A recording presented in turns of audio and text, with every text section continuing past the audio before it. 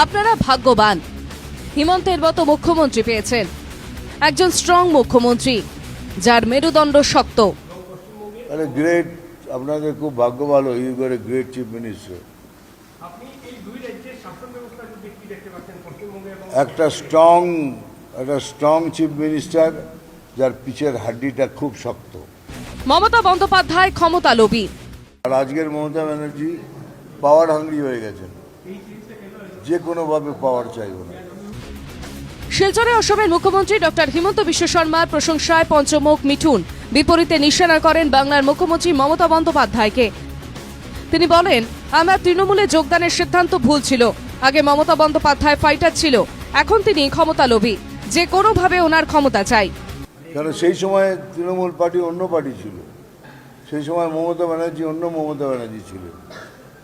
একটা ফাইটার, একটা লোকের ভালো করার একটা ইচ্ছা, গরিবদের পাশে গরিবদের ইচ্ছা। শুক্রবার অখিল ভারতীয় বিদ্যার্থী পরিষদের বরাক সাংস্কৃতিক মহোৎসবে যোগ দিতে শিলচরে আসেন মিঠুন চক্রবর্তী। ওখানে একটি সাংবাদিক সম্মেলনে সম্বোধন করেন তিনি। মুর্শিদাবাদ ভাঙড়ে ওয়াকফ সংশোধনী বিলের বিরুদ্ধে প্রতিবাদের নামে যে হিংসা হয়েছে তা নিয়েও দুঃখ প্রকাশ করেন তিনি।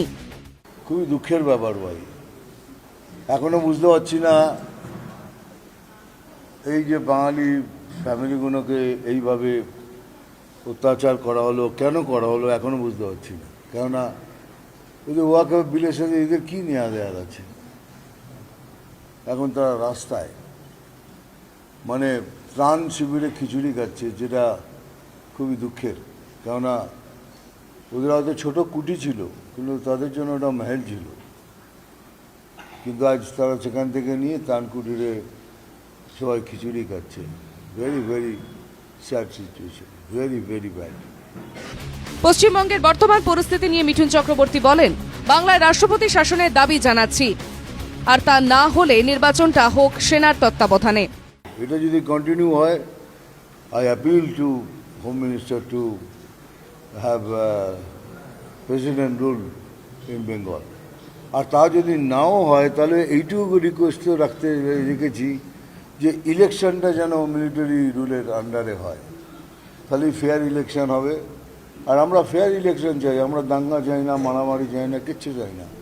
উই অপোজ ইট, বাট আমাদের ভোট করতেই দেওয়া হয় না।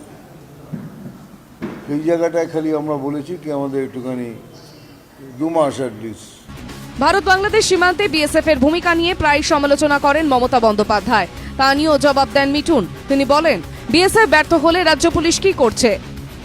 রাজ্য পুলিশ তো সেকেন্ড লাইন অফ ডিফেন্স। এটা করেন না, যেমন বলেন কে এর জন্য দায়ী বিএসএফ। উনি তো সবসময় বলেন এর জন্য দায়ী বিএসএফ। তো আমি বলছি, যদি বিএসএফ ধরুন ফেল করলো, বিএসএফ হ্যাভ ফেল্ড, আমাদের একটা করে লাইন থাকে, মিলিটারি অবধি যাওয়ার আগে একটা করে লাইন থাকে, পুলিশ, সিআইএসএফ, বিএসএফ। তারপর যদি বিএসএফ ফেল করলো, তো বিএসএফ এর পরের লাইনটা কি? পুলিশ। তাহলে আপনার পুলিশ কি করছিল? আপনার পুলিশ তো দেখছে, তাহলে সেগুলো তো তখন কি করছেন? আপনি দোষ দিচ্ছেন বিএসএফকে, ধরে নিলাম কি বিএসএফ ফেল করেছে, কিন্তু আপনার পুলিশ তো রয়েছে, তো পুলিশ কেন অ্যাকশন নেয়? শিলচরের আতিথেয়তায় মুগ্ধ মিঠুন চক্রবর্তী।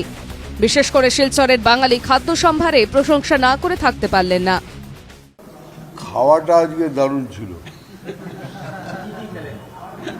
কি খাইনি সেটা বলুন। আমাদের কে করেছিলেন, এই যে এনার বাড়ি থেকে এনেছিলেন, মানে রিয়েলি এরকম খাবার খায়নি, এত সুন্দর খাবার।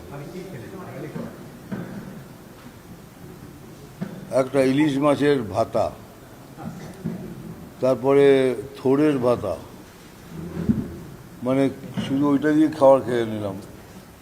এখনো ডাল খাইনি, সব রেখে দিয়েছি, রাত্রিবেলা খাবো।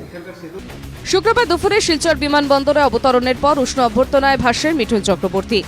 বিমানবন্দর থেকে শিলচর শহর সর্বত্রই দাদাকে নিয়ে মানুষের মধ্যে ছিল ব্যাপক উৎসাহ। শিলচর থেকে মিষ্টু দত্তের রিপোর্ট, NKTV বাংলা।